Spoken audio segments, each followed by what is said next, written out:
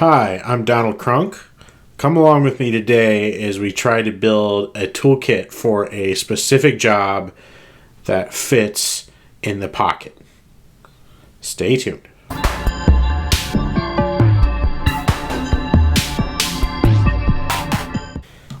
Hey folks, so I've got everything kind of spread out here because I'm going to need to select some tools for this specific application, and I got a couple new things here on the table as well that I want to try out. I'm gonna unbox these items for the first time. I haven't seen them before, so we'll check it out together, and we'll also have some kind of like, I don't know, fireside chat about what goes into building a toolkit and what the mindset is, and how it's challenging sometimes to restrain yourself. Let's start first with like the application. And that application is specifically for removing and installing a special type of aerospace connector called a 38999 connector. These connectors are usually like mounted on a product with 4 screws, usually SAE hex type screws. And lately I've just had a lot of run-ins with them on the shop floor where I need to uninstall it, reinstall it, typically to decrease the electrical resistance between the connector and the housing that it's installed on. There's a bunch of like aerospace regulations around that, aerospace requirements. So lately I found myself kind of doing that job a lot. And usually to accomplish that, I got to go to the lab, I got to grab a WeHa bit kit that I keep in there that has the right SAE bit set, and a few other tools from different places. But this has happened so often now that I've decided to like put together kind of a little compact kit that I can grab when I grab my Wera screwdriver that I typically keep in my EDC bag. This is a little companion toolkit that will help me accomplish that specific task, to uninstall and reinstall these goofy military connectors. I don't know, a couple weeks ago, after making that EDC video, I decided I would try to put something together with the tools that I already had, and I built out kind of this canvas tool roll that you see here. This is a canvas tool roll that came with a WeHa 6-piece screwdriver kit, and I thought, I'll build out kind of a precision companion to the Wera that I can keep with me every day in my EDC bag. This toolkit that I use for traveling right here is just typically like too large for everyday carry. It's too large and heavy, and it's all inclusive. Like, it's intended to tackle just a bunch of different things that I might encounter when I'm off traveling or when I'm doing something. This application isn't that, and I guess that kind of speaks to a larger conversation of what exactly goes into setting up a toolkit. Like, how do you, as a person that is interested in accomplishing something, or as a person that's interested in being prepared for something, how do you decide what tools go into your kit? How do you decide how large to make the kit? And I think constraints are extremely important when we're talking about selection or building something or creating requirements for a tool set. And in this case, I think it's relatively straightforward for me because I know exactly the types of fasteners I'm going to encounter. I know roughly the amount of torque I need to apply. And the challenge really is, how can I fit the instruments to do that in the smallest size and weight possible? So I'm going to try to tackle that with the stuff I have in front of me here. But I guess from the larger perspective, like, that same set of challenges applies anytime you're building out a toolkit. And I think, most of us, if you're anything like me, tend to overdo it. You overthink, you overstuff the tool bag, you end up with more equipment than is probably needed, and it's a little bit ridiculous. I think keeping those challenges in mind is really important when you're putting together a tool set or putting together any kind of set of equipment yourself, whether it's medical equipment or other sorts of preparedness equipment, to do a task, to do maybe a set of tasks, to maybe go into an unknown set of circumstances. You can't really anticipate everything. So oftentimes that leaves room in your mind for creating scenarios and trying to prepare for those scenarios. Maybe I'm the only one guilty of that. I don't know, but it definitely affects me, and it definitely leads to over preparedness, having tools that maybe I don't need as much, heavier tool bags. Anyway, let's get back to what we're talking about today. So, like I said, I had started with this canvas tool roll in my EDC for the last couple weeks, and I ended up using it a couple times. And I'm sure if I were to continue using it in my EDC, it would do the job for me. It does have some of the bits I need. Some of the bits I just bought actually fairly recently, and I was planning to include those in this roll, but I think I'm going to go a different direction now. I was able to use this to repair a piece of measuring equipment, and worked great. The problem with this is it took up a fair amount of space in my EDC bag. It has 8 slots for tools, and of course my temptation was to fill all those 8 slots even if I didn't necessarily need the tool for that task. So that leads me to having, I've got a streamlight in there. I've got a set of tweezers. I've got a set of pliers that maybe I don't necessarily need for that particular task that I had intended to tackle. And I have those in there because there's a spot for them. Like, something's got to go in the hole, right? So I guess step one for minimalizing this, for shrinking it down, is starting with something that can hold less. So I'm less tempted to stuff it full. And that is where a video that I saw the other day from Existential EDC comes in. He was advertising his use of the Zenlin Gear. I think that's how you say the name. Some Amazon brand, right? Trifold wallet. This is not something I would probably normally look at in this space.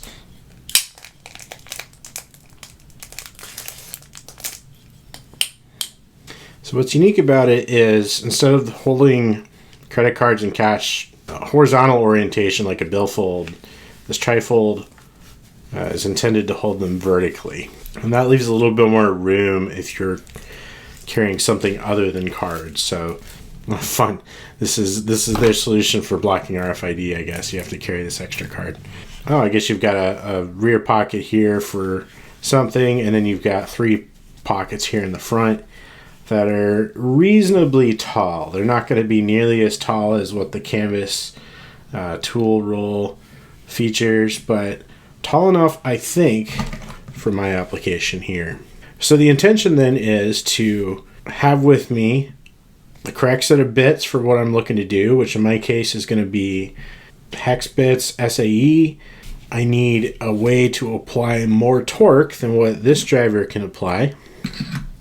And then I'm going to have basically a wildcard slot here that I'm going to have to decide what to put in there. Or maybe I won't put anything in there, pursuant to our discussion about having too many tools in the bag. So I guess we could start with the torque driver that I selected. And this is the Crom mini ratchet set. So this was kind of an Amazon special, and I selected this because it looked very similar to the 711L tool that I acquired earlier for my electronics travel toolkit. Looking at it here, it appears visually very similar to the 711L products. Boy, that's tiny though. Comes in this nice shadow box in case you want to keep it in your toolbox. Probably won't use that for my application, but here it is. My goodness. Yeah, that is extremely small. Whew, very small pawl on the back. I think just on its own, this may not do the job for me when applying the required torque, but with this extension here installed in the base, that should do what I need it to do. Let's compare it to the 711L ratchet real fast. I'm curious. This is a little bit different model of ratchet. This is their angled head ratchet, whereas this one is not. And honestly, I find I don't use the angle head functionality too often anyway. So the mechanism does look a little different there. Yeah, quite a few differences. How about the bit extension? Oh, Okay, those appear to be virtually identical bit extensions. Yeah, these bit extensions are virtually identical. If this one didn't have the 711L marking on it, I would not be able to tell them apart. So that just kind of reinforces my belief that these are all tools made in the same factory in Taiwan and just branded differently depending on who's white labeling them or who's buying them. So good. And the benefit there with the Crom is that it is quite a bit less expensive. This was, I think, $24.99 for the mini ratchet and bit extension, whereas the 711L product was, a good bit more than that because they do have a little bit of name recognition across the EDC community now. So hopefully I'm getting the same quality tool here. Time will tell. And again, this is going to be this little wallet is going to be carried in my EDC shoulder bag that I take to work every day. So let's go in the middle compartment there. Perfect.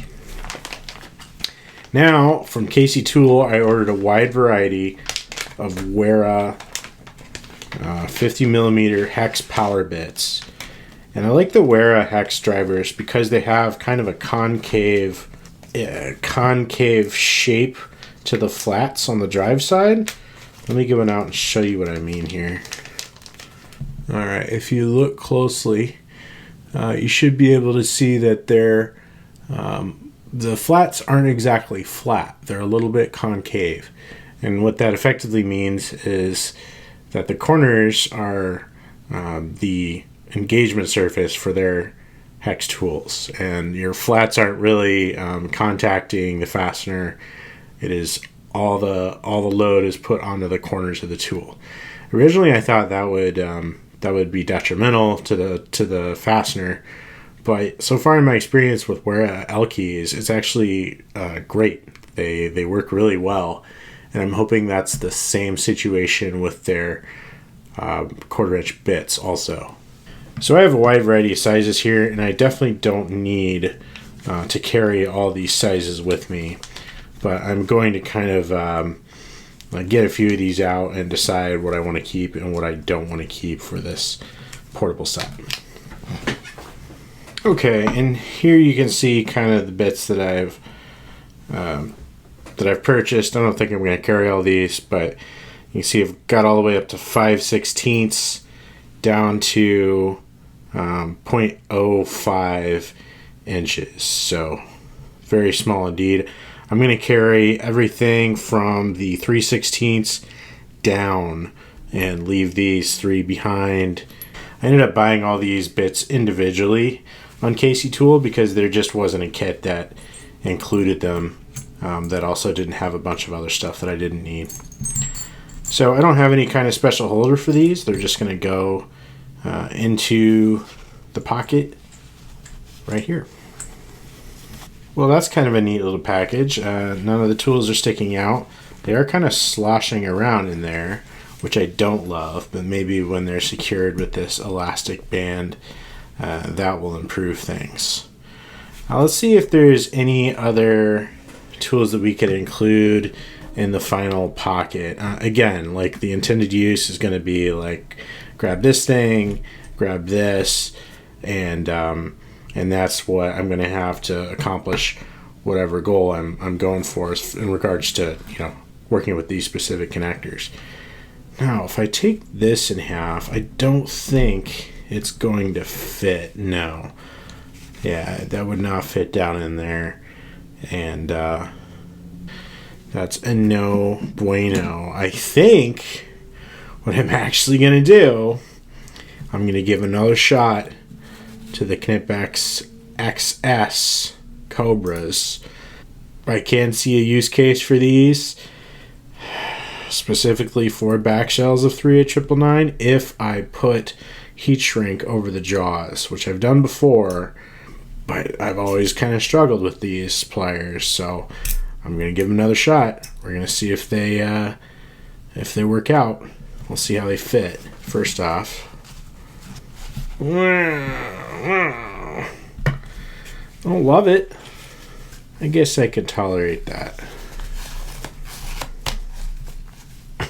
Just kind of peeking out. Hello. It's just eyeing you out of the top there. Oh, that's okay. Well, I mean that's what we're going with. That's probably the most compact set of pliers I have. I guess there is the option of I can't do this wrench. No, and it sticks out just as far anyway. This thing is this even though this is a corny tool is infinitely more useful than the Crescent 4-inch adjustable wrench, I gotta say. Okay, so that's the tool set. I've got a crumb, tiny ratchet in there. I've got a number of 50 millimeter power bits to go with the tiny ratchet, or this driver here. Just install it here. Sure. Boy, that looks spindly. Man, this is smaller than I had anticipated, to be honest. So there's that, and then of course we've got our excess pliers. So I'm going to give this particular setup a shot for the next couple weeks, and then in some format or another I'll report back to see exactly how this works, because I'm going to be using this tool for the application that I mentioned probably more than a few times over the next few weeks.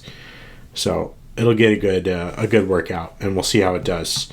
So thanks very much, folks, for staying and listening to my ramblings on this one. This was a little bit different approach, I suppose, for a video, but there's not much to something like this, right? This is such a compact little carrier that most of the tools I own won't fit in it. So it's just a matter of selecting tools that will fit and tools that actually have an application for what I'm looking to do. And restricting myself was not all that difficult in this case, because most tools just don't fit in the trifold wallet here. So as time goes on, we'll probably talk more about what goes into creating toolkits and first aid kits and things like, get home bags and such. But for now, you folks have a good evening or a good day, and I will catch you on the next video.